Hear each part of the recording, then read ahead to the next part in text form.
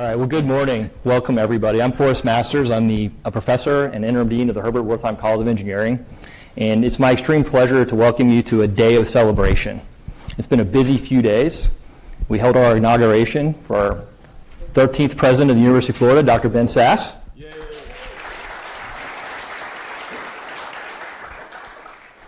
We've opened this amazing building, which will no doubt redefine architectural standards for every building that follows on campus. We look forward to you getting to see the building and enjoy this firsthand.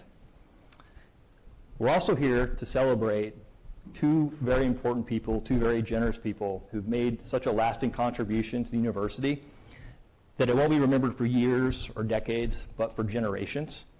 Please join me in thanking Chris and Melody Malachowsky. Yay. This moment is for you.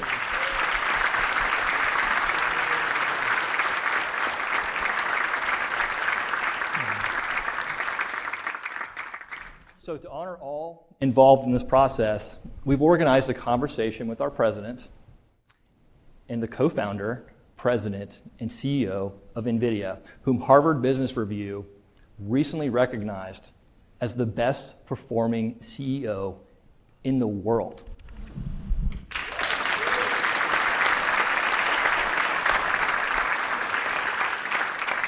Jensen, we're so happy to have you at a 100-meter dash, just as... We're so happy to have you here, and we're so grateful for our NVIDIA partnership. Cheryl, others that are with us today, thank you for all that you do. Okay, to set the stage for this conversation, we reached out to our students who gave us lots of good questions, which we distilled down, and we're going to share those with you and see where this goes. So, gentlemen, if you're ready, let's dive into their origin stories. This question came from Connor Murphy. Looking back, what were the pivotal... Connor Murphy is a student? Mm-hmm. These are student questions? Yeah. Okay. Well, this is going to be tough. Connor, wave your hands if you're around. There he is. All right, Connor, this one's for you. So Connor asked, looking back, what were the pivotal moments during your time as a college student that Jensen led you to found NVIDIA, and Ben, that allowed you to really think about running for public office one day and eventually becoming a president? And based on that experience, what advice would you give the students here in the room? I'm going to have Ben go first. That's a hard question. Well, I want to piggyback. I'm going real short. By the way, the whole guys today that you all are asking us questions, we're just going to use those to ping back to this guy.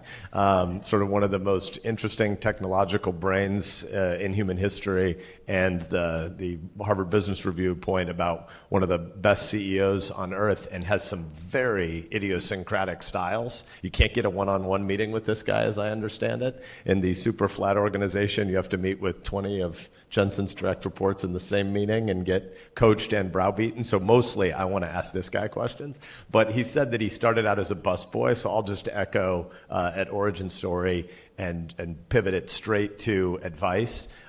Work in lots and lots and lots of different organizations. Have yuppie sweatshop experiences from age 22 to 27, 28, and work with lots of different kinds of leaders and different kinds of teams, because lifelong work in any one, not just firm, but any one industry is going to end in our lives. Right? You're ultimately going to have to figure out how to reinvent yourselves at 30, 35, 40, and 45, because the digital revolution software is going to eat the world, and more than software, you're going to end up in an environment where verticals just disappear because we figure out how to automate repetitive functions in ways that humans have never before assumed you wouldn't be able to do one kind of job until the end of time. And so I just sort of lucked out that when I was 22 coming out of college, I didn't really know what I wanted to do, but I thought if I go do sort of BCG, McKinsey type strategy consulting, I'll probably get to have 6 or 8 jobs in the first 2 or 3 years out of undergrad. And so though I'm not a technologist, I got to work in a lot of technology sectors by virtue of doing strategy in organizations and places that were being disrupted. But I'm more interested in his answer. My pivotal moment was when I was 17 years old. I was a sophomore at Oregon State University, and I met Lori. She was an older woman at the time, 19. And my advice is to have a good pickup line. It's a great answer. It's a really pregnant pause right here. Connor, do you want to know the pickup line? What's that? You want to see my homework?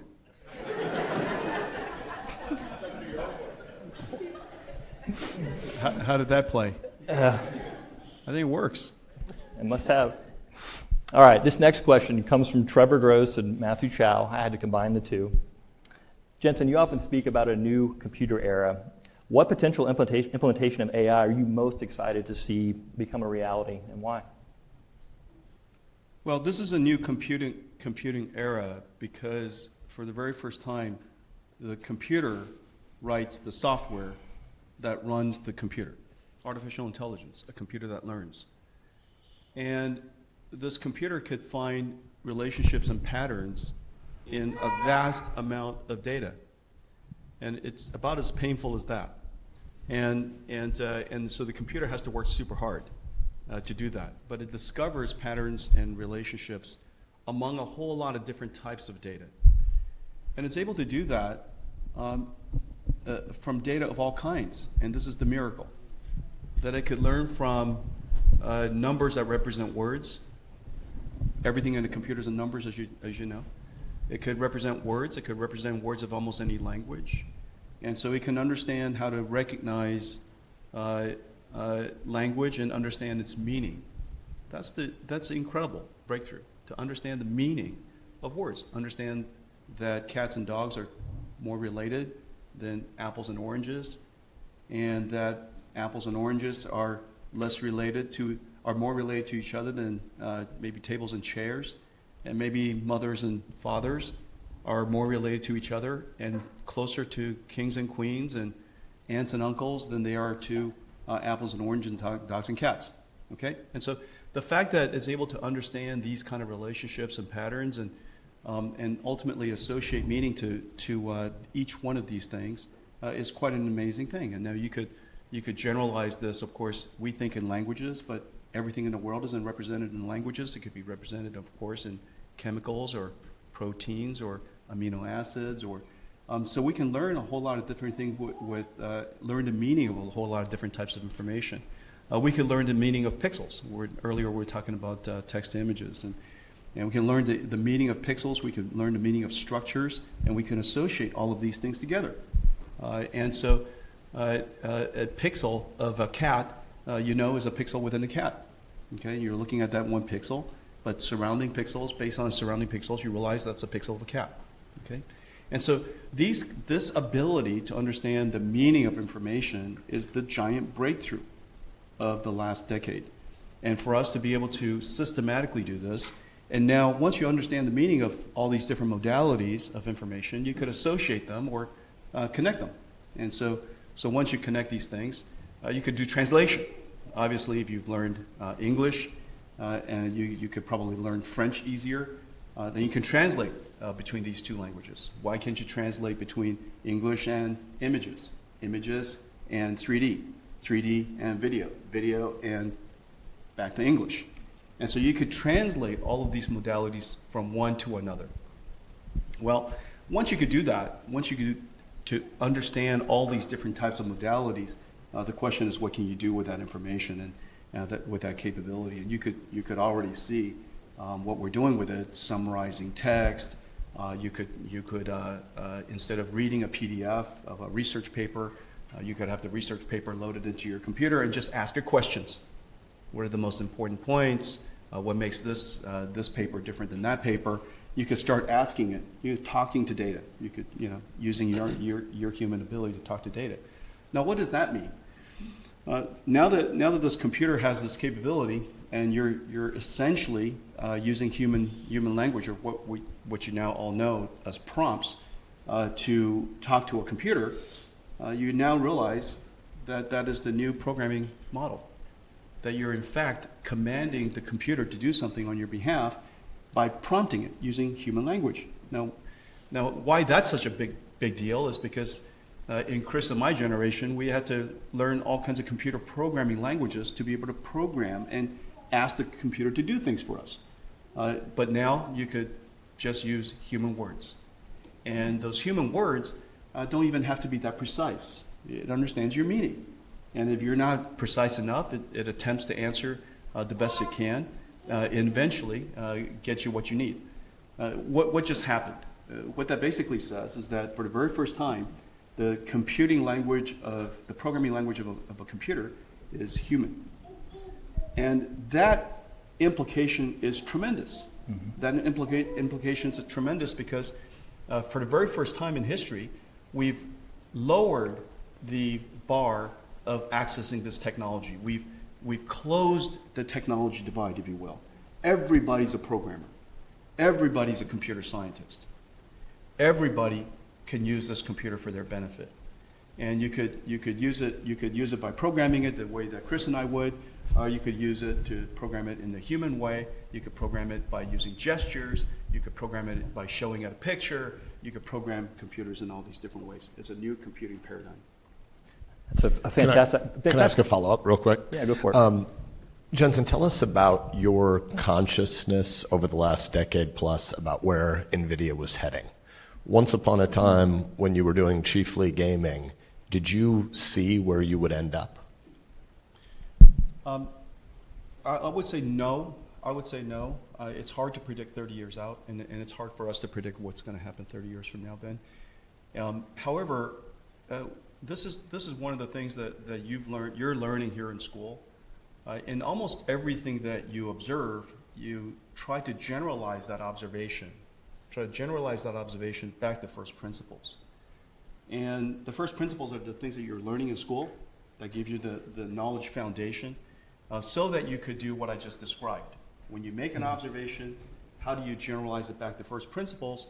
And then you could apply that first principled observation, now first principle learning, back to a whole bunch of other domains.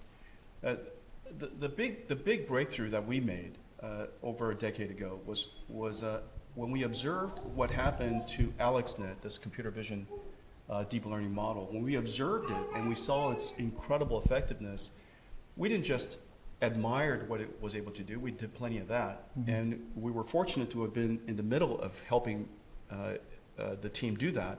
However, we generalized the idea of deep learning and recognized that this is not just about computer vision. This is not just about learning. Yeah, that's right. We're professionals.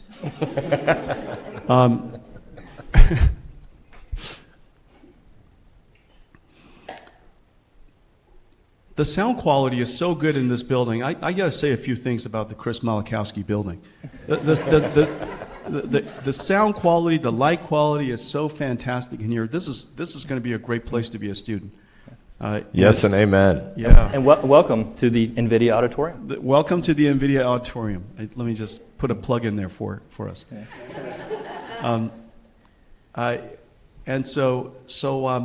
We observed that from first principles, what was happening was that there's this algorithm that is able to learn relationships and patterns from a very large amount of data.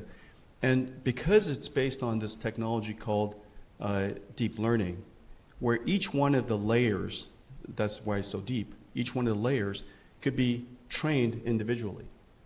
And in such a way that you could make this model as big as you like, meaning you could make the software as big as you like. Mm-hmm.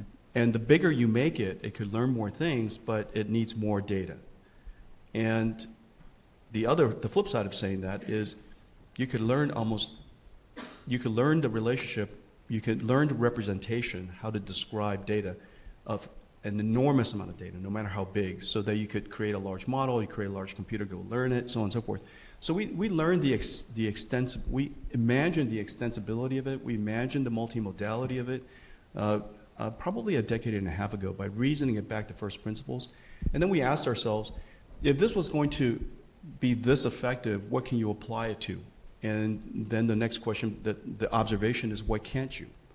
You could apply this to learn the laws of physics. You could learn the laws of almost anything. And anything that has a transfer function, anything that has structure, anything that's predictable. Okay, so there are a lot of things in the world that's predictable. There are a lot of things that are not predictable, but probabilistically inferable. So there are a lot of these type of problems, and we came to the conclusion that this could be quite useful. And then we then projected forward, which is if this was going to be the way that computer software was going to be done, and we can apply to all these different industries, how would we design the chip, the system, the interconnects, the data center, the software programming model? What algorithms would we invent? What are the different applications we should go cultivate and start to evangelize? How should we apply it ourselves to use it to revolutionize our own work? So we just asked a ton of questions after that. And so I just demonstrated to you the learning process. You just observe something that's quite impressive. You ask yourself from first principles, why was it effective? And you distilled it down to generalized knowledge that you can then project forward and say, ask a whole bunch of questions after that. What is the implication of this? What's the implication of that? And we had the good fortune to not only have been there at the center of it, observing the incredible capabilities, but also taking actions. And at this point, tens of thousands of engineers have been working on this for almost a decade and a half. We've invested, probably at this point close to $100 billion in doing this, and put us in a situation to completely revolutionize computing as we know it. So Ben, following up on the last two answers that were given, it's fascinating if you look at our hiring practices and who we bring in. I noticed about 5 or 6 years ago, we would hire new faculty, and we'd have to figure out which department they would go in, right? And my most recent hire wasn't an engineer, wasn't a computer scientist. She's a social anthropologist that studies the responsible use of AI. And so these technologies are democratizing the use of this. It's exactly to your point, programming in human languages. So thinking about all this evolution that we're seeing in higher education, thinking about what UF does next, what thoughts does that spur for you? Yeah, great question. So first of all, for those of you who don't know FORREST's background, running the engineering school for us right now, but one of the nation's foremost experts on hurricanes. And so just thinking about Jensen talking about math eating the world, this is a subset of engineering having swallowed so many different disciplines. MIT has a weird structure, right? Almost every school in America has an org chart that looks like a pyramid. You have a small number of senior professors, and then you have more junior professors and postdocs, then you have grad students, and the pyramid gets wider and wider with undergrads. At MIT, you have this reverse pyramid where there are a lot more grad students than there are undergrads. And if you think about the history of engineering historically, you had mechanical and chemical and physical, but electrical ultimately spawned computer science, spawns data sciences, and now has started to move sideways and swallow all these other fields that seemed like they were nothing to do with engineering. And so to Forrest's point, Jason Kelly was here on campus with us yesterday, the founder of Ginkgo Bio, and a synthetic biology company that basically spun off out of the engineering department at MIT, where you think about programmable DNA. And you think about zeros and ones is historic computer code, and what's happening in synthetic bio is you've got 2 to the 4th power in every little slot. Instead of just a 1 or a 0, you've got all the building block letters of genetics showing up there. And I think that many of these disciplinary boundaries that we think in terms of are ultimately going to collapse under the weight of big data sets. And I've gotten in trouble in the past for sort of speculating on this in public. I wasn't saying anything about the organizational plans at the University of Florida in 4 months or 4 years, but I just said we have 199 academic departments. We have 199 academic units at this institution. If you founded a university today, would you start with 199 disciplines? Obviously not, because some of the most interesting stuff is at the boundary blurring among a lot of these disciplines. And so one of the things we aspire to do at the University of Florida, again, setting aside org chart questions, just at the level of how do you hire great talent, big brains, and how do you do it really fast? You start with questions that are around some of these problems and riddles and use cases that we want to tackle, and having NVIDIA's investment and the Malachowski's investment in getting us Hypergator puts us on the map in a pretty interesting way, that if you've got a big brain and you've got a big problem, you have a big riddle, we want you to come here and recruit a team, and we know we need to allow a lot of those team leads to bring in the diversity of disciplinary talent that Forrest is talking about. And so we no longer want to recruit in a just department by department basis, that we'll post a job opening in August and candidates will apply by January, and you bring people for job talks in May or March, you make an offer in April, they decide in May, and they come the next August. We don't want a 12-month academic hiring cycle. We want something that moves from months to weeks. So this next question, I'm going to jump off of Michael Macri. Are you here somewhere? All right. So your question was, what is the most prevalent barrier to the widespread adoption of AI in education industry? And you asked a really important question about reshoring industry for chip manufacturing. We know that's an issue. We also know workforce development is an issue. But if you did a root cause analysis on the whole thing, what would that come down to? I'm sorry, I got distracted. I just realized I'm in that club too. Tau Beta Pi. Yeah, you must be an engineer. Yes. I'm sorry, what was the question? I will repeat my very memorable question. All right, so I jumped off Michael's. I was distracted by the fact that we're associated. Yeah. So we're talking about barriers to implementation of AI and trying to look beyond the very obvious ones, the need to reshore manufacturing to the U.S. or workforce development issues. I mean, if you did a root cause analysis on what's slowing us down to see wider adoption, what would that be? Well, the first question is easier for me. The reason why AI has been so hard to adopt is because it's been so hard to use. It's too brittle. And that's the breakthrough of the last 5 years. Your goal in artificial intelligence is to use it as an instrument of science. Whereas Maxwell's equation helps us understand why, where fluid dynamics helps us understand why, for a lot of fields of science, we want to ask the question, so what? And so hurricane science is one of them. We largely understand the reason why hurricanes happen. We understand the physics of it. The question is, a lot of the questions are associated with so what? The so what part of it doesn't require you to solve the physics from first principles. We now give you a system that allowed this Malachowsky, what is it called? Gatortron? What is this? Hypergator. This hypergator, of course it is. This hypergator gives you an instrument that allows you to ask the question of so what? What's the impact? How frequently is this going to happen? Is this increasing? Is this what other surrounding characteristics of properties of climate is causing this to increase? And so what? So what? So what? A whole bunch of questions. This is one of the most important things in climate science, is to understand some of this. Part of it, of course, we understand in climate science that mitigation is important, but increasingly we now realize that, hey, listen, climate change is here. We now have to think about adaptation. And these adaptation questions, a lot of them, are difficult to answer without long-term predictions. And so Hypergator gives you an instrument that allows you to do that. What makes AI useful on Hypergator is that you have to create a sufficiently large instrument such that you could emulate climate, for example, with sufficient credibility and capability that you can go answer some of these questions.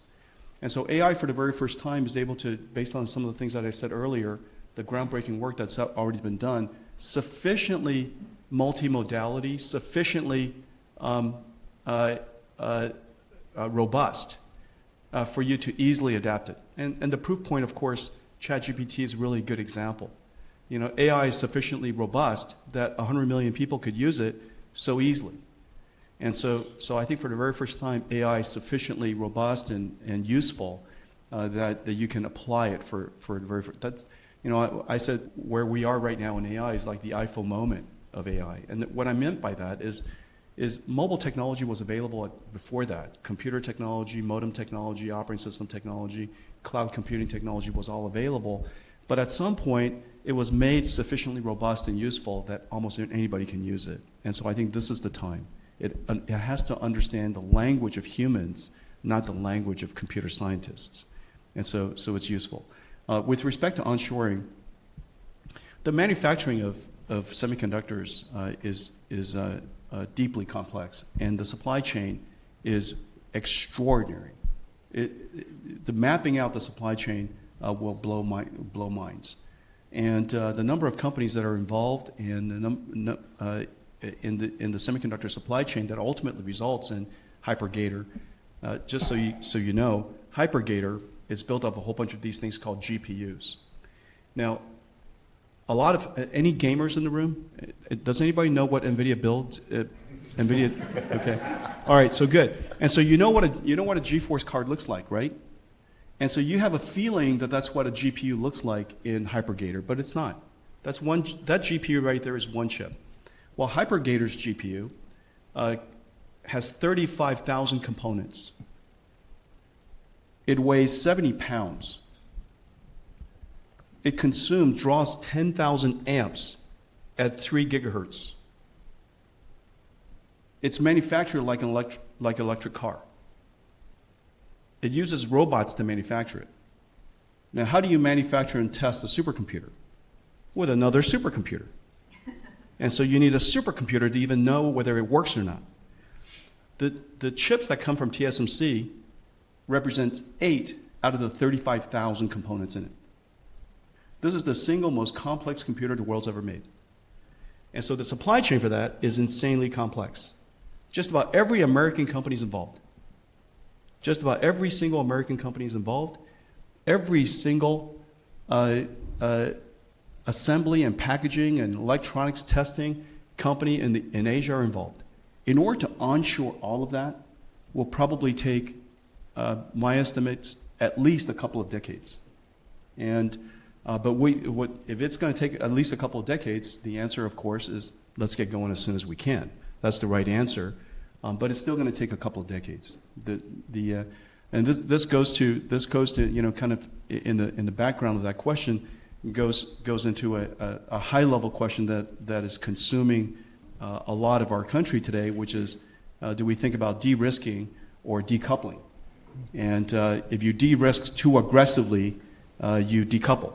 And so you have to as in life there are complicated systems.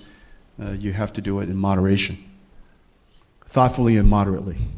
Can I name 3 paths from here, and then you lead us, Forrest? But I think there are at least 3 really interesting things. One, there's the sociology of learning, and what do you do with the out and back of deliberating versus acting are different things. Learning theory versus the practical application of going and doing a job, they're different things.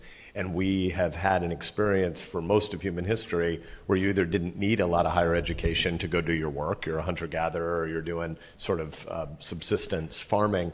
Higher education is training for a job, but we've always assumed that you go do something like this for 4 years, and then you go out into life and you'll be able to do that forever. The pace and the cycles of iterating are going to get a lot tighter and faster.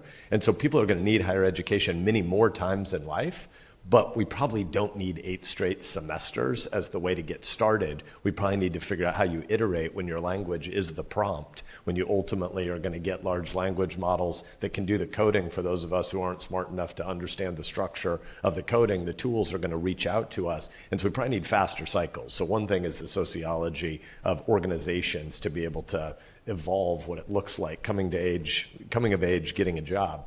There's a second really interesting thread in Jensen's comments, which is if it's going to take decades to onshore, and yet some big pieces of it are happening now with TSMC, and I saw that you gave a commencement address in Taipei, I think, last year, thinking about what TSMC is actually trying to do in Phoenix and Austin, how fast is that going to happen? Can we get from 8 to 5 nano? How much of the really hard parts of the equation in the next 2 decades can we do fast enough? And then the third is what you guys do, thinking about relationships with the CCP and export controls now as NVIDIA develops some of the most interesting tools on earth, and the government increasingly wants to make sure that centrally planned dictatorship in Beijing doesn't get access to your tools. And so any of these 3 might be interesting, but maybe let Forrest pick. But would you give us a little bit of an overview of how you all navigate the China question?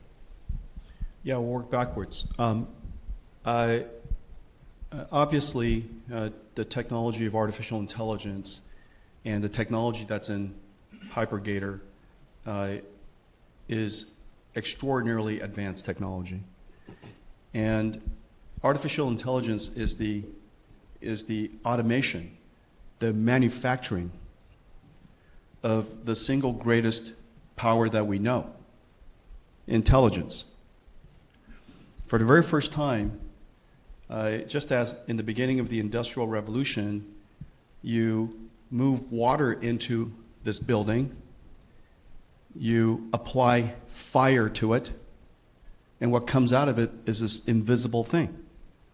And this invisible thing is transmitted hundreds of miles away that we now call electricity. What crazy building would you build to put water into it, which then turns into steam through fire, translates this thing, transforms this thing into an invisible power we call electricity? Well, we have a new type of thing. Hypergator is a building that you ingest the most valuable resource that we have in humanity called information. You apply energy to it, and what comes out of it is intelligence. Now, at the moment, as I say this to many people, it's abstract and invisible. In 20 years' time, it will be as concrete as anything else. Just as electricity to you, hopefully most of you don't see electricity. You enjoy the benefits of it. If you see it too closely, obviously a problem. And so in the same way, artificial intelligence today is somewhat invisible. This instrument in the middle is obviously very important. It has multiple use. This is a multi-use technology. It has on the one hand, able to help us understand climate change, help us discover new drugs to save lives, help us with, on the one hand, potentially generate more deep fake news and deep fake information, but on the other hand, help us reason about what is fake news. And so this technology has multiple use. We want to keep, as a country, for national security reasons, keep it out of the hands of the countries we don't want it to be in, for all the right reasons, for exactly the right reasons. And that has to be balanced with, on the other hand, our desire as a nation to export democracy. And the exporting of democracy, of course, is about the exporting of freedom of prosperity. And this is an instrument also of prosperity. So how do we balance that security with prosperity? And how do we moderate that relative to the industry leadership and market leadership of American companies? And so all of those factors are involved. This is not any less of a complicated system, and probably not any more of a complicated system than climate change. Climate change, as you know, is very, very complicated. It's a multi-physics problem, and multi-human factor driver problems. These type of problems are extremely hard to solve. Near term, medium term, and long range term all have their own dynamics, and so we have to think through all of that. No one solution is good short term and also good long term.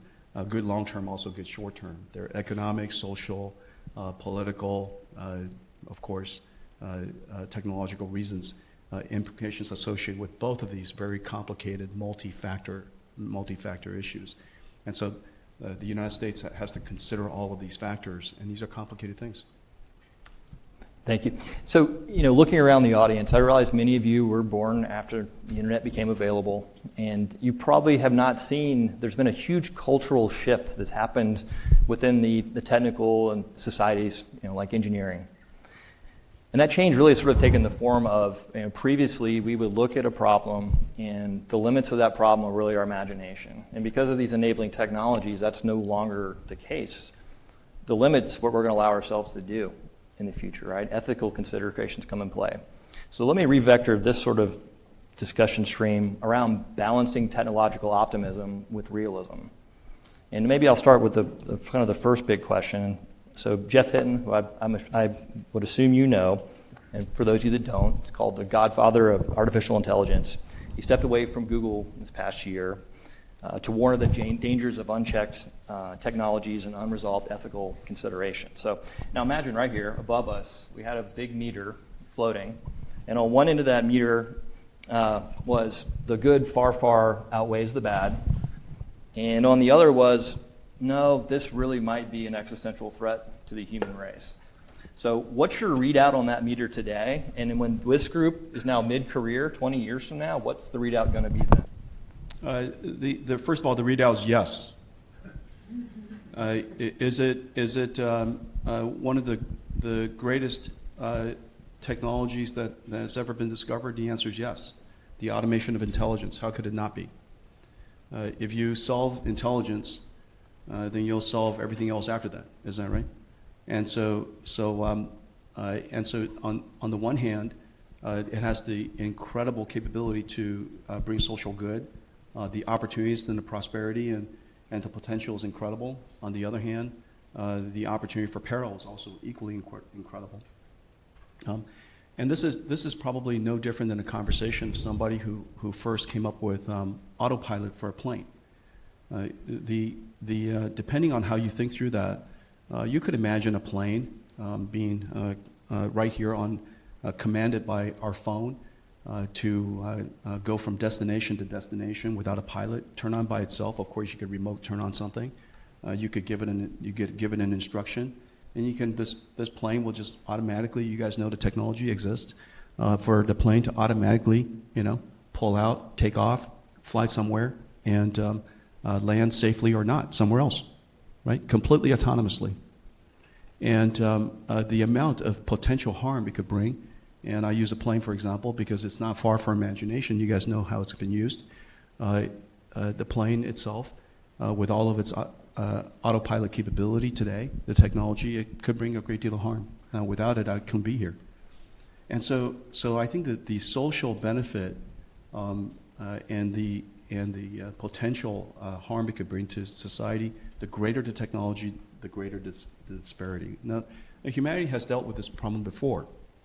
And so the things that we have to do, alerting the world of the importance of this technology, the availability of this technology, the invention of this technology, that's terrific. I think what Jeff has done is really terrific. Now the question is, what do we do about it?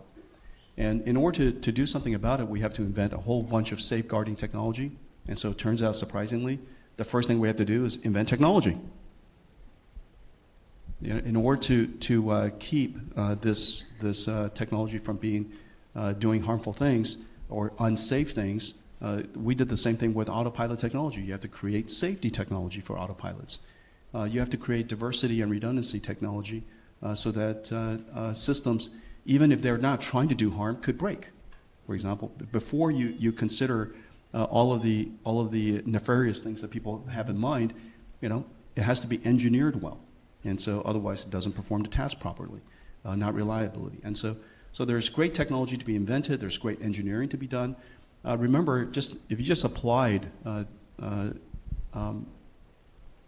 flight aviation to this problem, everything from technology to the engineering, to the maintenance, to the operations, to the safeguarding policies, regulations, all associated with the FAA so that we could travel safely, and all the way to how passengers are able to use this airplane.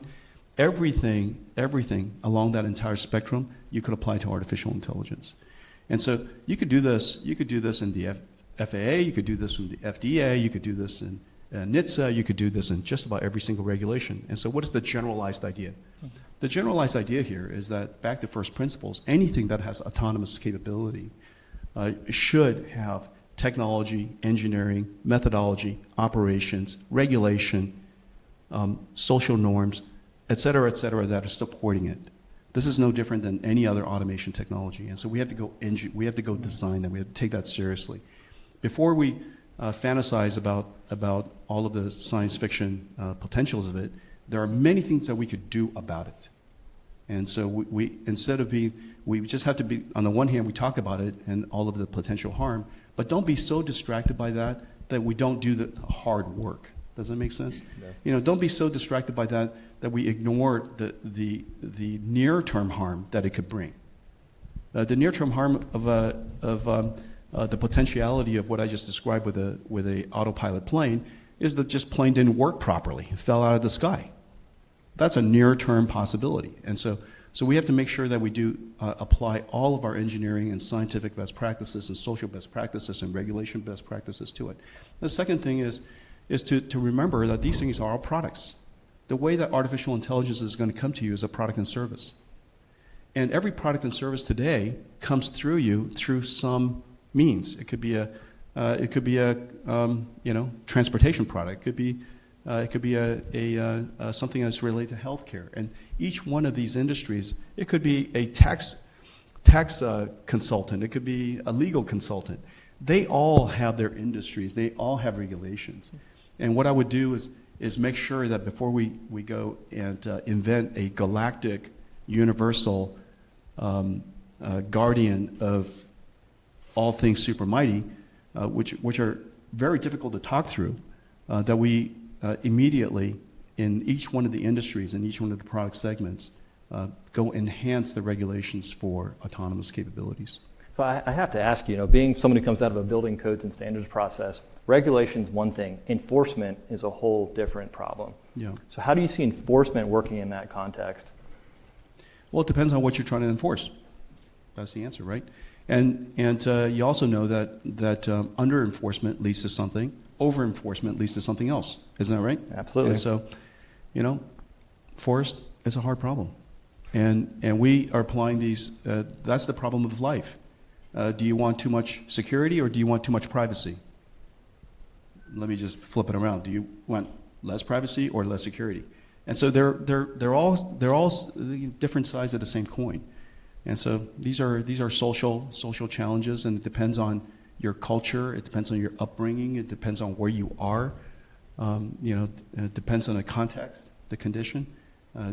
Every country in the world, as we're currently sitting, geographically depends on where you are. You prefer to have more privacy than security, and it depends. And then all of a sudden something happens to your life. You prefer more security than privacy. Isn't that right? That's right. And so maybe when you're in your 20s, you prefer more privacy. I'm going to go guess that. Okay. But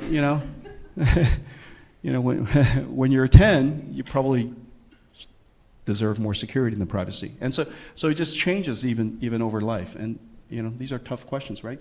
Yeah, I have a 12-year-old, so I know that privacy is really off the table. So I'd agree with that sentiment. Ben, what would you tell the future stewards of this technology?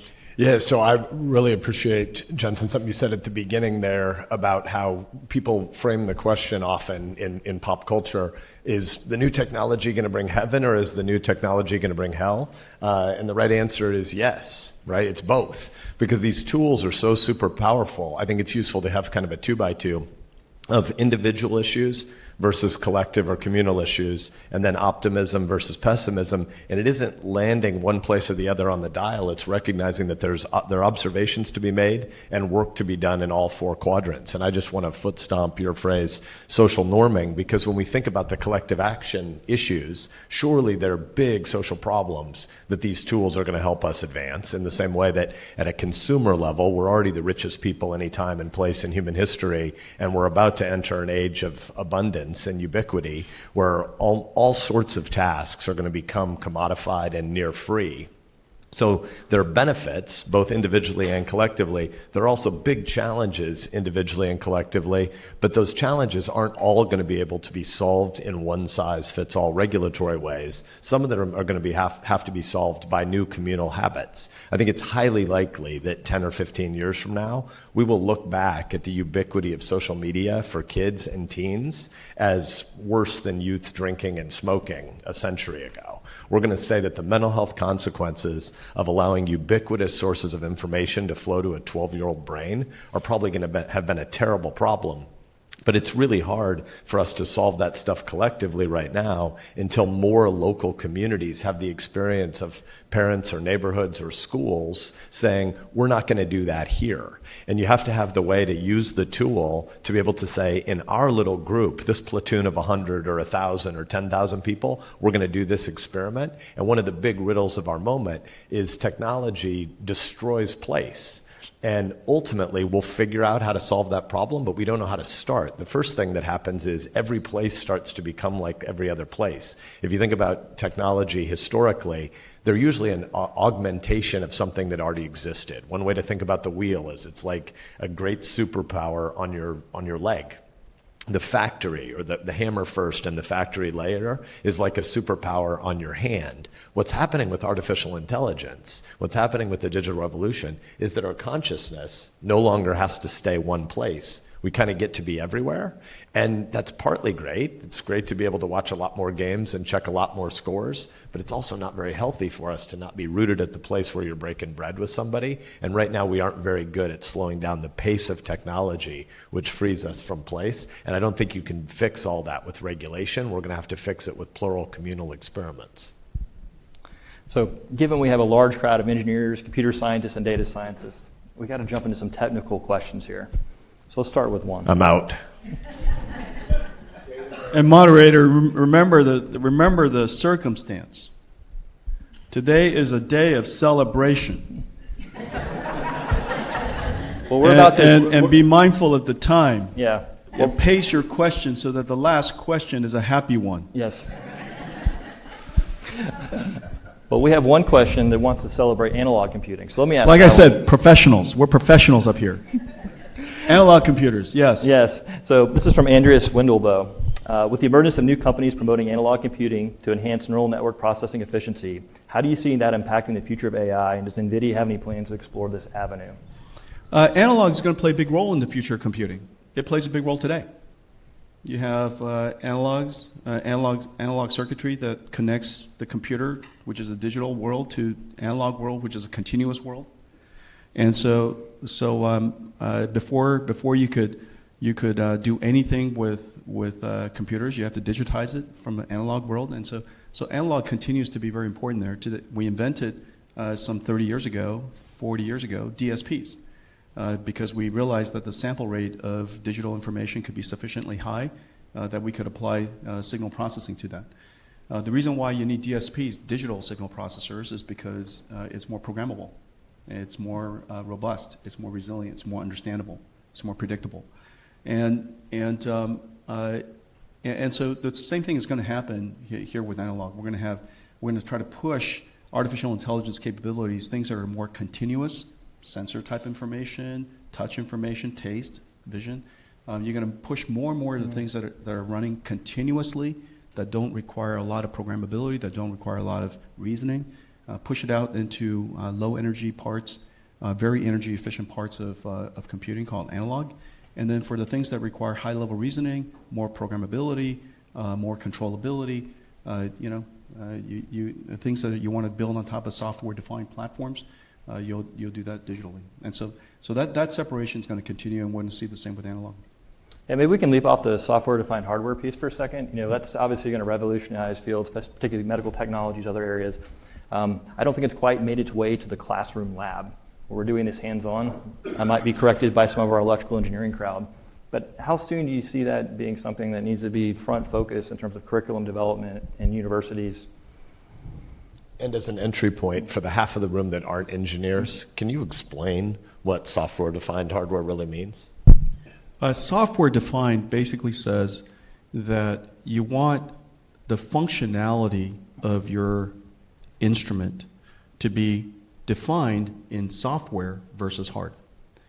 And when you do something in hardware, when you do something that's designed into the circuitry, if you will, like a refrigerator is a completely hardware. It's not at all software defined. And so the functionality of that refrigerator stay exactly the same today as it was when you first bought it. Same with the ovens, same with a whole lot of cars today. And so the functionality remains exactly the same. When you make something software defined, then it becomes programmable. Then the functionality of that device changes over time. So let me give you an example of one. Your smartphone.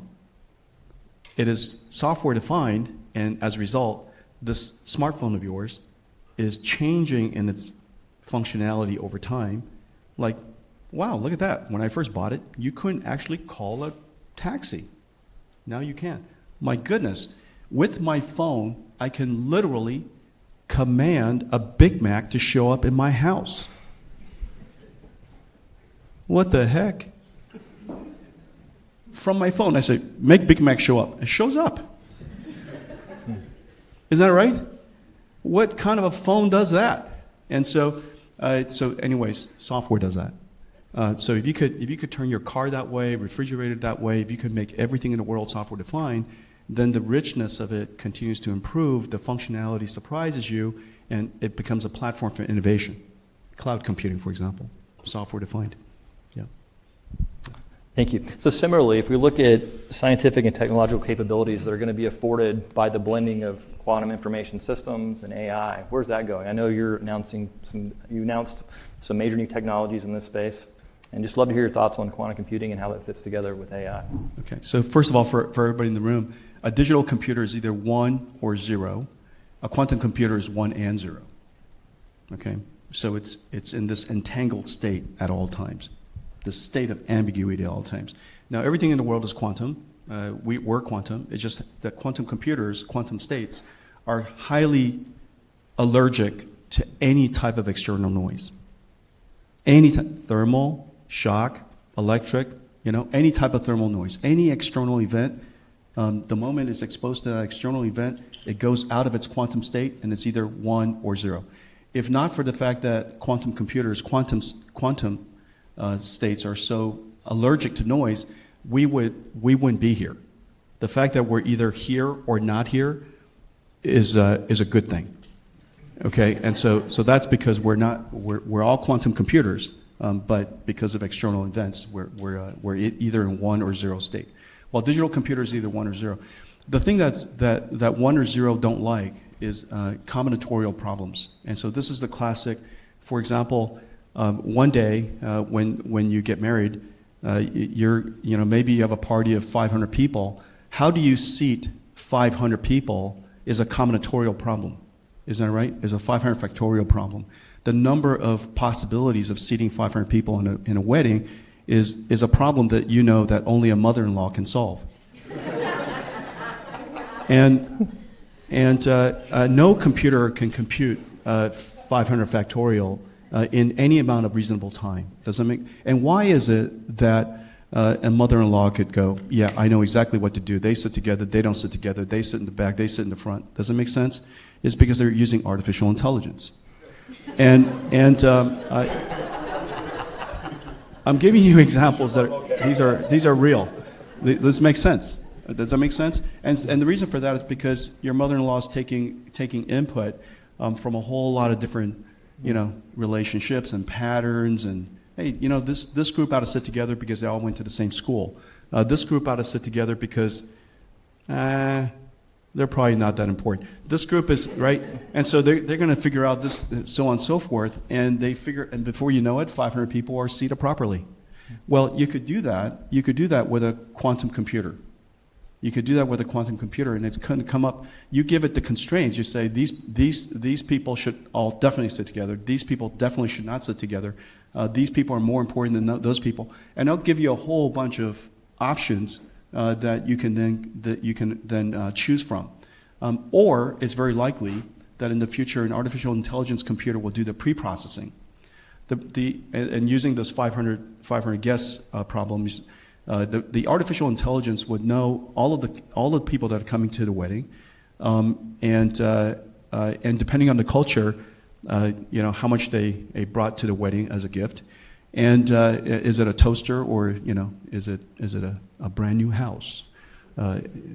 We got nothing but toasters, and so all kinds of factors are taken into consideration for the wedding, and as a result of that, they might come back with the quantum computer. The artificial intelligence computer would do the pre-processing of that, and come up with a much finer set, and then out of these 20 variables, these 20 that has to be computed using a quantum computer, it would go off and come up with, do the combinatorial calculation across all of that, and then give you 2 or 3 more choices to choose from. Mm-hmm. So AI would become the artificial intelligence computer. The classical artificial intelligence computer would be the pre-processing and the post-processing, and maybe the quantum computer will be used in the middle, where the number of combinatorial states is just too too complicated for a classical computer to do, it would do that. And so they'll work together. So 2 follow-up thoughts. For those of you that are not married, this will eventually make sense. Okay? For those of you that are, even with context, do not try the thing of going home and telling your spouse that their parent can be replaced with a quantum computer. That's not going to end well, I promise you. I mean, I've learned a lot today, but I didn't expect to learn that my confusion about my mother-in-law and my confusion about quantum were related problems. That's what we're here for, Ben. All right, for the final question today. So given everything that we've discussed, what's the one actionable step that you'd recommend to this group here that could positively impact the world, based on the things that they've learned here today?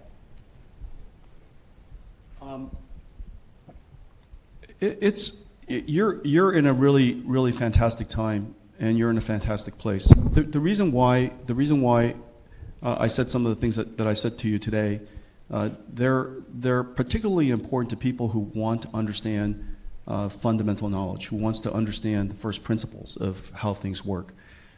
Understanding how the first principles, the foundational knowledge, allows you to make an observation about the future and retreat to the truth, if you will. Okay, reduce it down to first principle truth, and then from that generalize for future opportunities, and that requires you to understand first principles, and that's what you're here to do: learn first principles. And the second thing that I would say is that you're now given this incredible instrument. If you can try to, use a calculator, for God's sakes. There are a lot of problems you could solve with a calculator you can't solve doing long division. And it's not that you shouldn't learn long division. There are tricks to long division, as you guys know, but you should learn long division, but use a calculator. Do the same with a personal computer. Do the same with any instrument that you have. The computer, as you guys know, Steve Jobs originally called it the bicycle of the mind. It allows you to go further. Well, what Chris has done for the University of Florida is to giving you the starship of the mind. And you got to go as far as you can. You got to get on that starship. You got to use artificial intelligence. Go as far as you can. Go as far as you can. Use this instrument. And for the very first time, what I was trying to help you realize is how easy it is now, how accessible it is now. That the technology is accessible. Now the question is, how can you use this instrument to accelerate your discovery of knowledge, to expand your discovery of knowledge, your exploration of the future? So I would give you these two advices simultaneously. Learn first principles of how things work on the one hand. On the other hand, use the mightiest tool you can to advance your knowledge and advance the future for all of us.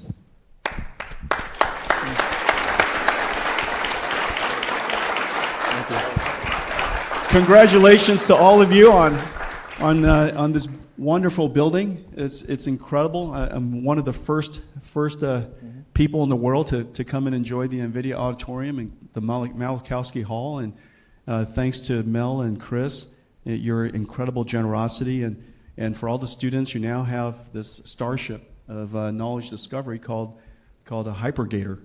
And we are grateful. So congratulations to all of you. One more round of applause for Chris and Melody.